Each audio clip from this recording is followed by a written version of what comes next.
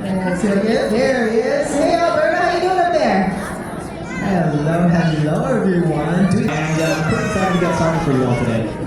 Awesome. Now that our ground are in position behind you, but before we do get things started, what's going to be happening this morning? Because I understand that we have a long round speed today. I was chatting with you a little early before I came down here.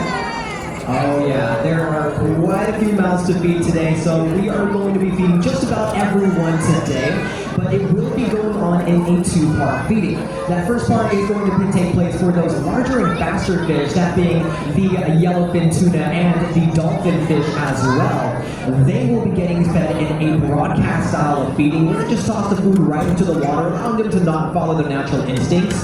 And they'll be getting some really delicious market squid, restaurant quality squid, and some chopped bait fish as well. The signal, now it's time to feed our fish. So as we mentioned before, we're going to be doing two parts. So part one is going to be for the bigger, more faster fish. So our yellowfin tuna and our dolphin fish.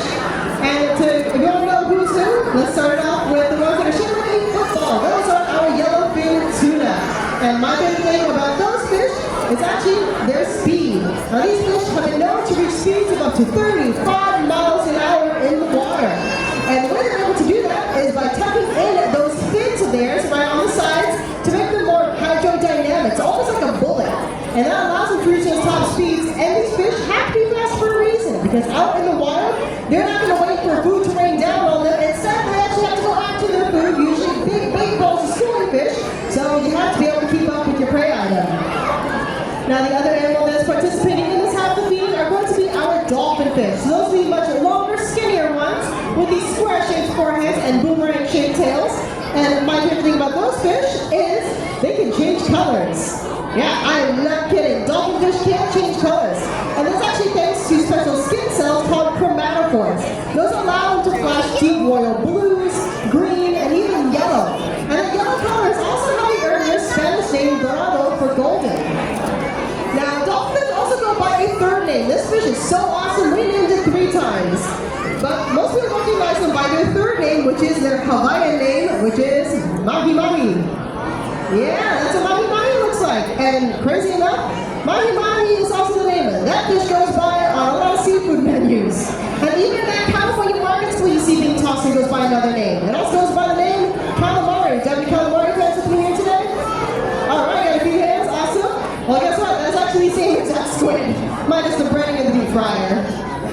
But I know I was asking this calamari fan. I'm very curious though. Do you have any general seafood fans in the house? Okay, we should get more hands on that one. And I know we're at an aquarium. It might feel just a little awkward to be talking about seafood, but don't worry. I myself am a seafood fan, and we actually like talking about seafood here at the aquarium. But we specifically like talking about sustainable seafood. So that's seafood that is healthy for us as consumers, but also healthy for the ocean and ecosystems like the open sea. And the way I'm able to make sure I'm making all the sustainable seafood choices is by using the Aquarium Seafood Watch program. So if you go to seafoodwatch.org, or if you grab one of our pocket guides, I actually have some with me here today, so you can come on up and grab one after the feeding. But when you look at the guide, you'll see that there are 3 lists: green, yellow, red, and it functions like a stoplight. But by using those 3 lists, those allow seafood consumers like you and me to make all the sustainable seafood choices, whether that's at the grocery store or at a restaurant. And the aquarium has done all the hard work and research for us, which is absolutely fantastic. But we're going to go ahead and continue on with this feeding. They're really making quick work of that squid. But I'm also noticing that some other animals are participating in this section of the feeding. I don't know if you all noticed, but looks like our 2 pelagic stingrays have decided to join the party. And you might notice as they are trying to get to that food, you might notice some of them are starting to flip upside down. Oh, there we go. As they're prepping the cue, we got one of them flipping right upside down there.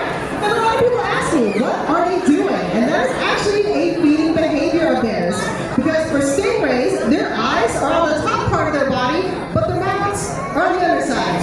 So in order for them to get to their food, they'll go ahead and flip upside down and use those pectoral fins of theirs to guide the food towards their mouth, and they'll use the surface of the water to help them. And I actually think it makes for some really cool stingray acrobatics. I actually like to call it Cirque du Soleil. I thank you for those troubles I got. I will be here all week. But we're going to go ahead and continue on with the feeding, and it looks like the food has now changed. So now it's time for that chopped up bait fish that Alberto mentioned, and that is definitely a favorite